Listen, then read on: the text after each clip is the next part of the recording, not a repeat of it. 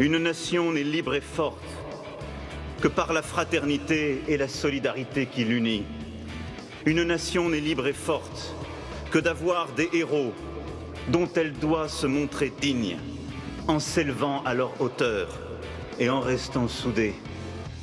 Bonsoir ou rebonsoir. Une fois n'est pas coutume, on va commencer en lisant un extrait de l'éditorial d'Arnaud de Lagrange ce matin dans le Figaro, en parlant de ce qui s'est passé dans la nuit de jeudi à vendredi. Cet acte nous fascine parce qu'il semble à rebours de nos vies, loin des égos et des invectives du monde virtuel. Il parle des deux soldats, ils sont dans l'ordre de l'action.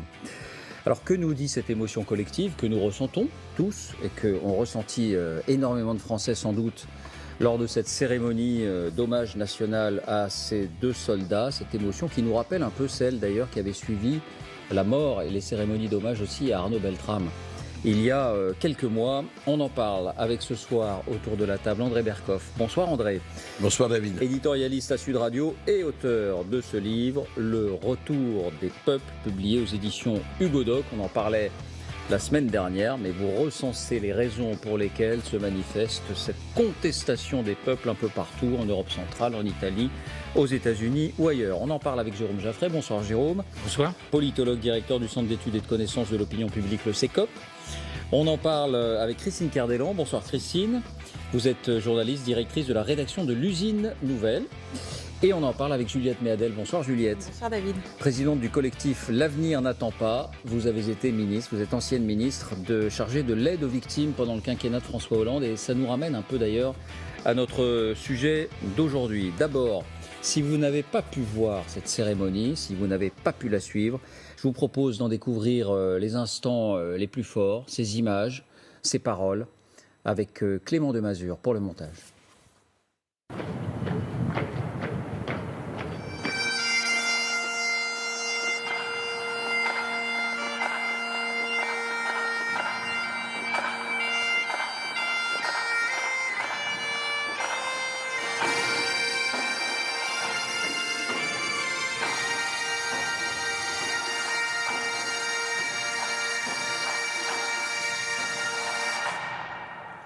Maître Cédric de Pierrepont,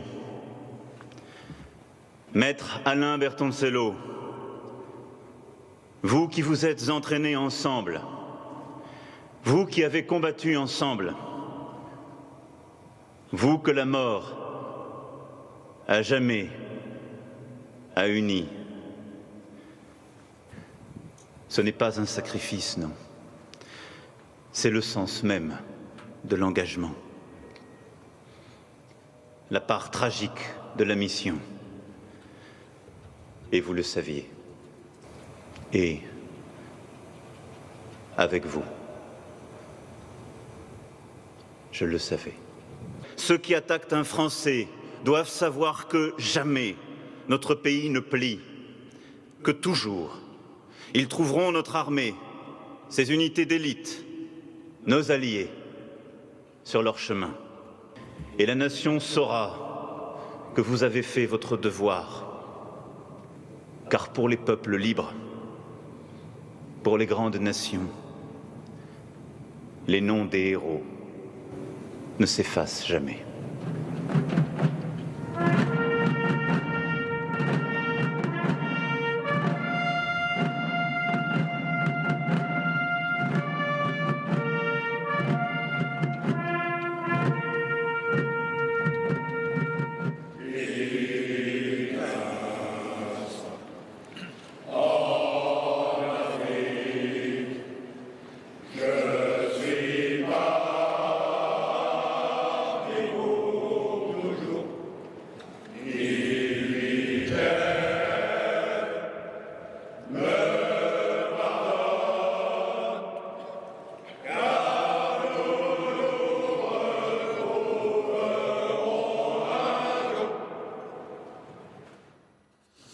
Voilà, et je le disais, cette cérémonie a été retransmise par de nombreuses chaînes, y compris bien sûr en direct sur notre antenne. Et sur place en particulier, on a pu sentir cette émotion, tous les âges, toutes les conditions sociales étaient réunies. Écoutez ces quelques commentaires à propos recueillis par Laura Pouget, montage Clément Desmazures.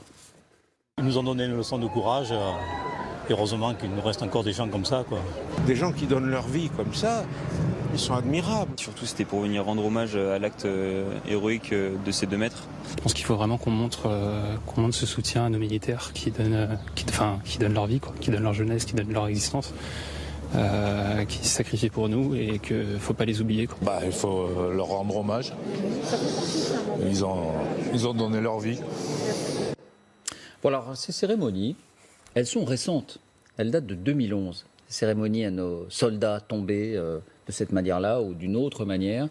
Avant, ça n'existait pas et on a d'une certaine manière le sentiment qu'aujourd'hui, eh bien, cela nous fait du bien de rendre hommage à ces héros, de les admirer et peut-être de les désigner en exemple. Pourquoi autant, Juliette ? D'abord parce qu'on est dans le contexte actuel qui est une France menacée par le terrorisme. Et n'oublions pas que c'est ça le déclencheur. C'est un attentat terroriste. Alors il ne s'est pas passé sur notre sol, mais il visait aussi des Français. Et la menace est de plus en plus présente. Donc on a tendance à l'oublier, mais cette cérémonie, ces grandes cérémonies d'hommages nationaux, elles sont venues aussi, et d'abord, en hommage aux victimes du terrorisme. Et c'est comme ça que, sous le quinquennat de François Hollande, il y en a eu hélas plusieurs, et qu'à présent, heureusement que les victimes ont été sauvées. Je ne sais pas dans quel état elles sont, mais elles ont quand même été prises en otage pendant plus de 15 jours, et donc elles ont dû vivre un enfer. Mais surtout, c'est le moment aussi de rendre hommage à ces jeunes marines d'élite, militaires d'élite, qui étaient évidemment formés au plus haut niveau, et dont on voit bien, comme Beltrame, que ce sens du sacrifice ne doit pas être gommé par le fait qu'ils étaient professionnels. Avant, on disait « Ah, mais c'est une armée de métier, c'est son job ». Non, prendre le risque de mourir, et c'est ce qui s'est passé, mourir, c'est effectivement un sacrifice qui redonne aussi du sens.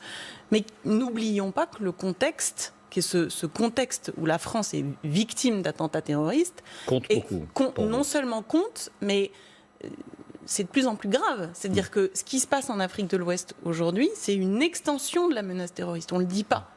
Mais c'est plus limité au G5 Sahel, aux pays du G5 au Sahel. Ça gagne.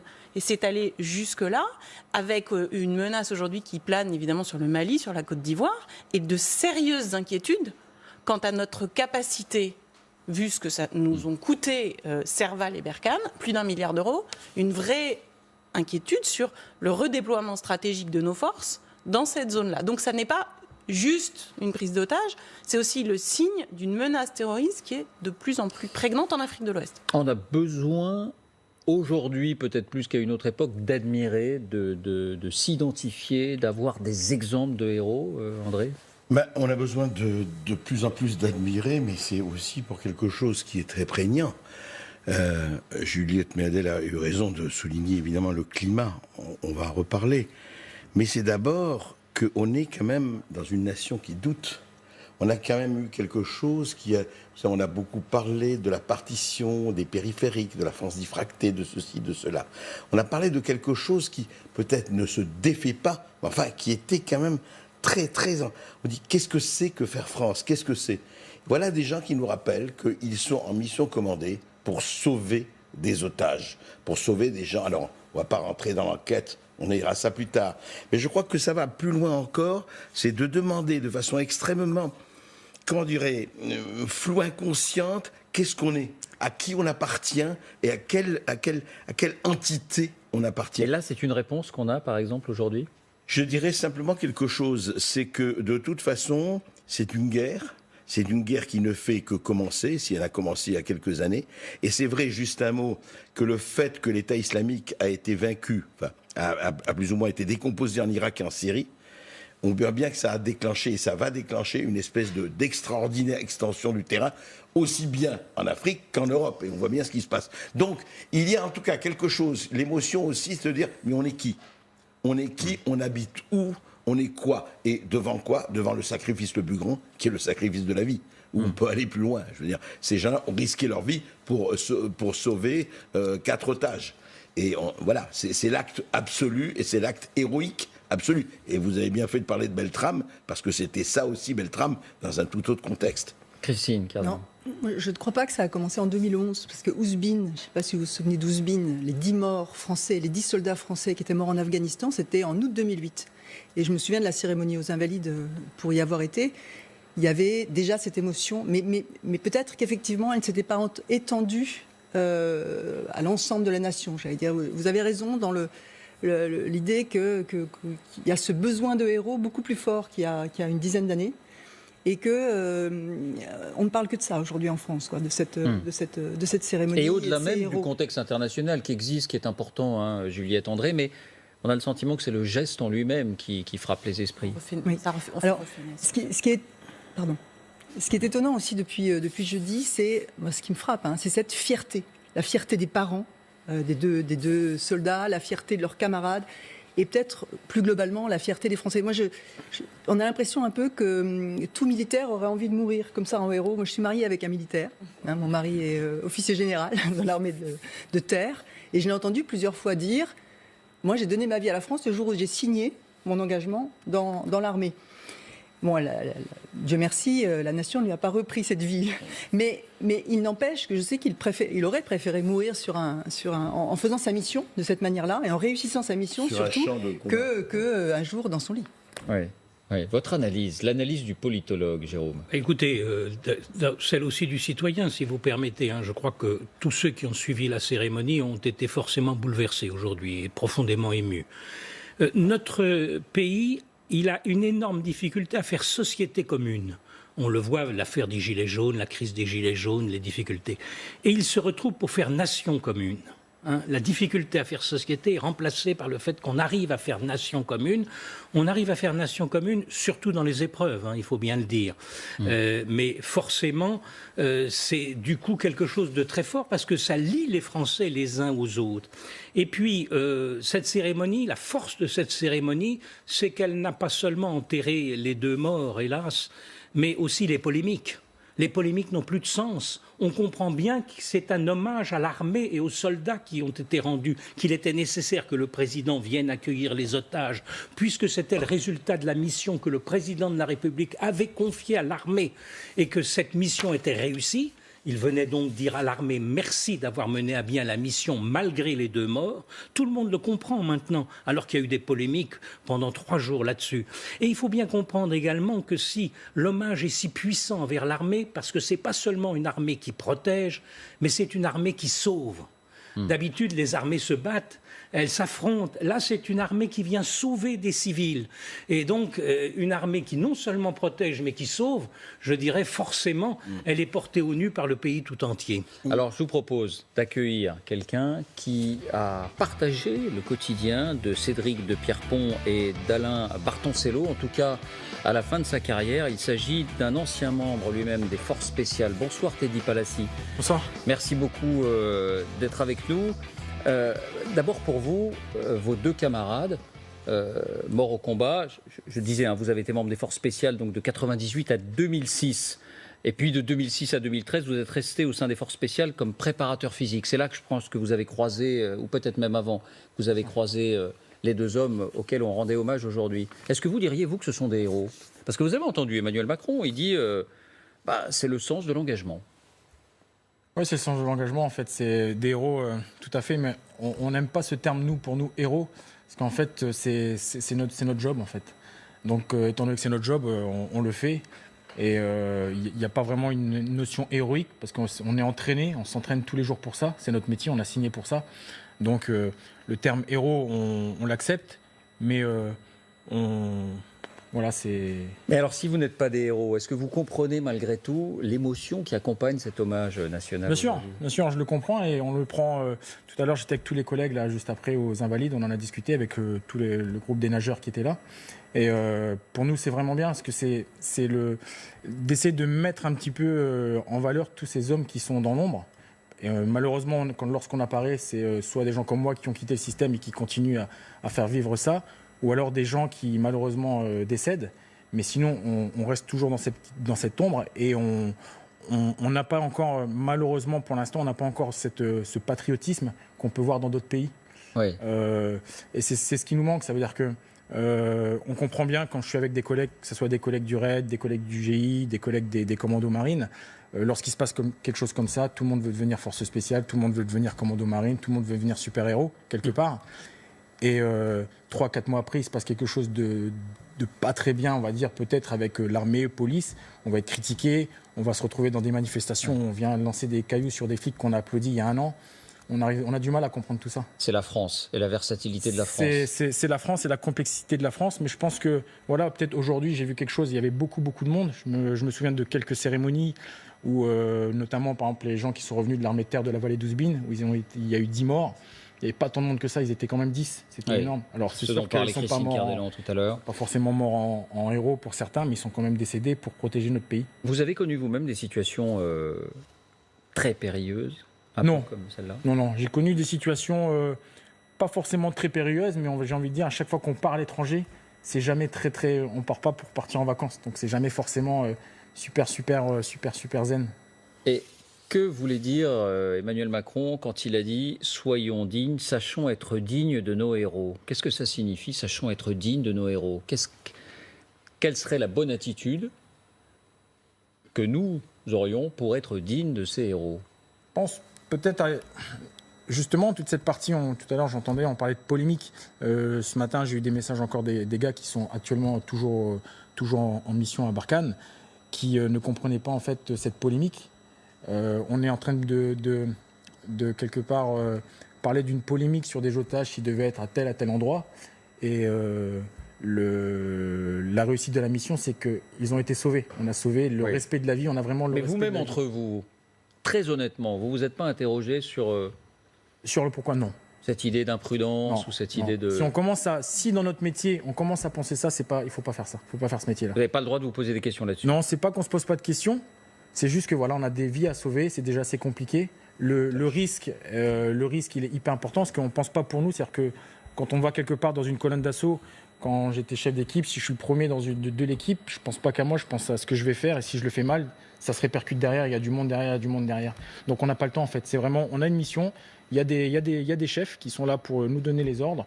Une fois que l'ordre il est donné, on passe à l'action, on fait l'action. Et vous ne pensez pas dans votre tête, je risque de mourir d'un instant à l'autre?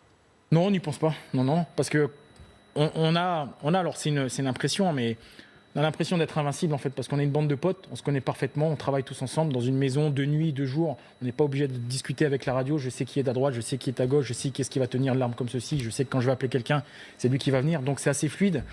Et après, à chaque fois, on a cette je l'ai dit ce matin, cette nonchalance professionnelle qui fait que en fait la situation, quoi qu'il arrive, on se dit tout le temps cette petite phrase, ça va le faire. Qu'est-ce que ce serait être digne de nos héros? Pour Emmanuel Macron, si vous voulez, il faut bien comprendre que nous sommes dans la logique du récit national. Les grands discours qui scandent le quinquennat Macron, le discours en l'honneur d'Arnaud Beltrame et le discours d'aujourd'hui, ils s'inscrivent dans quelque chose qui, pour Emmanuel Macron, redonne la fierté d'être français, inscrit un récit national. L'un des reproches qu'il fait à Nicolas Sarkozy et François Hollande, enfin il ne le dit pas expressément, mais on le comprend, c'est d'avoir rompu l'importance du récit national. Et le récit national, c'est d'abord, dans la lutte contre le terrorisme, il faut être prêt à sacrifier nos vies, et que ce n'est pas que les djihadistes qui font des attentats qui sont prêts à sacrifier les vies. Les soldats qui se battent, ils sont prêts aussi à le faire. C'est le message, évidemment, des 2 morts mariniers de vendredi dernier. Et puis, par ailleurs, le message qu'a le président aussi, c'est on se bat pour la liberté, pour un idéal. Donc il y avait tout ça dans le discours. Et dans la conférence de presse, Macron parlait de l'art d'être français. Dans le discours Beltrame, il parlait de l'héroïsme français. Tout ça donc fait une chaîne qui est être digne de nos héros, c'est être capable de s'élever d'abord et d'être pour un idéal. Christine. Oui, j'ai le sentiment que ce qu'il voulait dire, c'est que ces polémiques sont inutiles quelque part. Et même comment dire, déplaisantes, au sens où la discussion pour savoir s'ils étaient en zone jaune, en zone orange ou en zone rouge, comme si le fait qu'ils étaient en zone rouge rendait la mort des 2 militaires un peu inutile, un peu du gaspillage. Alors que, effectivement, eux ne se sont pas posé la question. De toute façon, toute l'Afrique est en zone grise quelque part. C'est-à-dire toute l'Afrique est dangereuse. Même la zone jaune dans laquelle ils étaient au départ de leurs vacances, c'est une zone de vigilance accrue. Donc, Dieu merci, les militaires, les commandos, les forces spéciales ne se sont pas posé la question est-ce qu'ils étaient en zone orange ou en zone jaune avant d'aller les sauver. Oui, André. Moi, je voudrais apporter non pas du tout un bémol à cela. Évidemment que les militaires font leur métier, et là ils l'ont fait avec l'héroïsme qu'on sait. Ça ne veut pas dire qu'on n'a pas à se poser des questions, et c'est pas la polémique ça. Ça veut dire que ça, laissons les militaires font leur boulot, et ils le font très bien. Mais on peut, et ça c'est le métier des journalistes, et pas seulement des journalistes, généralement se poser des questions, non pas seulement sur cette heure, mais nous avons question à tout. Et je voudrais dire que c'est très très très important de ne pas dire oui, attention, circuler, il n'y a rien à voir. Il n'y a jamais de polémique, il n'y a jamais de problème. Il y a eu, et je parle dans l'histoire, suffisamment de choses où l'on pouvait se poser des questions. Ça n'enlève rien à l'héroïsme des combattants, ça n'enlève rien à cela, mais les politiques, c'est autre chose. C'est-à-dire que les militaires obéissent aux politiques, et c'est normal. Après, il faut savoir ce qui s'est passé.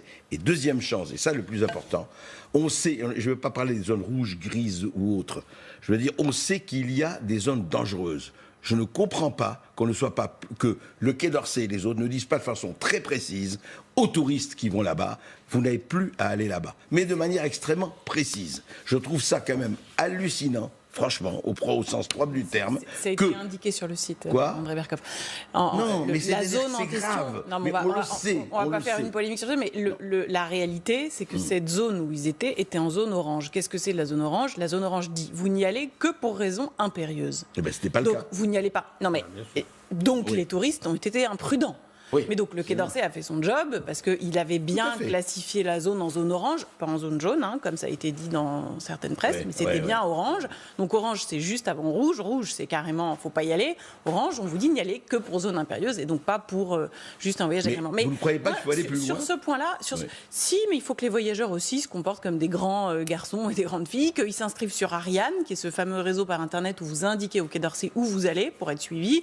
Et puis chacun doit être responsable et pas exposer la vie de nos soldats de façon inconsidérée. Mais pour revenir sur ce que vous disiez tout à l'heure, cette phrase du président de la République, soyons dignes de nos héros, moi je ressens ça plutôt comme une crainte de la division. C'est-à-dire qu'on vit, je suis un peu frappée par ça, excusez-moi, mais c'est en raison de mes anciennes responsabilités, mais on vit quand même dans une France qui est frappée sur son sol depuis 2012 avec les attentats de Toulouse et de Montauban.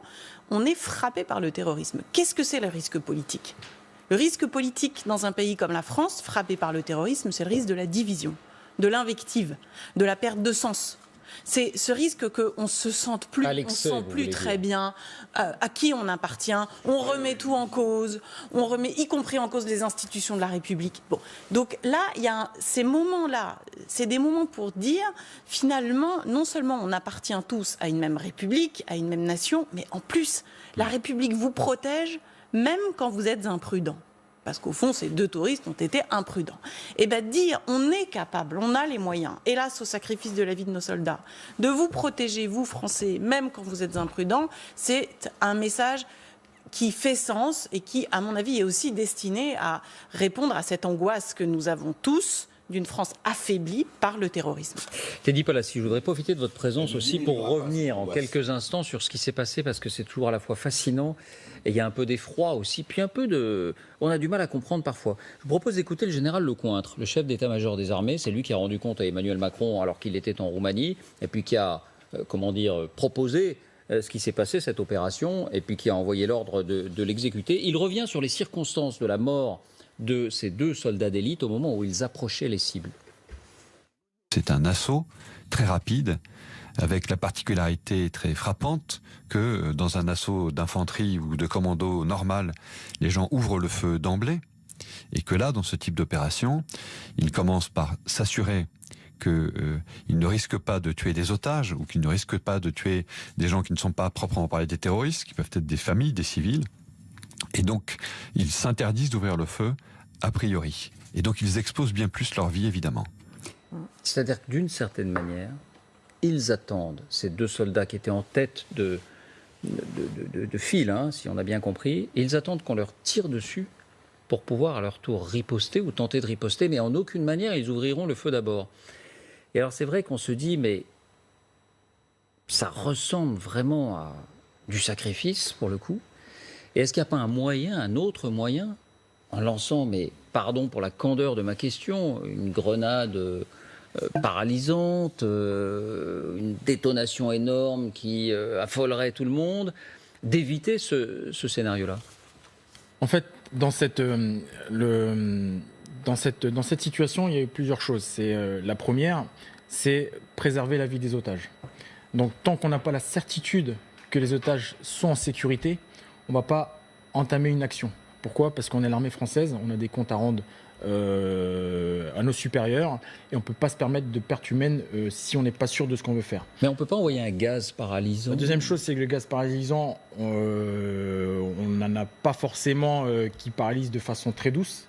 Et ensuite, si on vient lancer des grenades, il y a des projectiles qui peuvent être lancés, on peut blesser les otages. Donc on n'avait pas vraiment, sur cette mission-là, il n'y avait pas de situation, il n'y avait pas d'objet ou quelque chose qui pouvait être fait. Parce que la menace, les otages, on n'avait pas de visibilité sur les otages. Oui, il y avait 4 cahutes et on ne savait pas dans lesquelles se trouvaient les otages. Donc là, on lance une grenade, ça peut être l'effet inverse, c'est-à-dire qu'on lance une grenade et tout le monde part en courant. Comment est-ce qu'on va faire pour distinguer ? Et une chose qu'on ne voit pas, c'est que là, quand on est dans un scénario, dans une prise d'otage, on a toujours l'otage qui est habillé en otage avec les terroristes qui sont en otage. Rien ne nous dit que quand on arrive, les otages sont habillés en terroristes avec des armes factices ou des armes et l'otage s'est mis en civil parce qu'ils sont si malins que nous et on arrive et on va traiter la personne et comme j'ai dit, qu'est-ce qui va se passer si quand on a terminé la mission, en fait, on dit, ben voilà, on a tué 3 otages. Bien sûr. Donc déjà, ce ne serait pas le même engouement aujourd'hui et ce serait l'inverse, justement, quand on parle de patriotisme.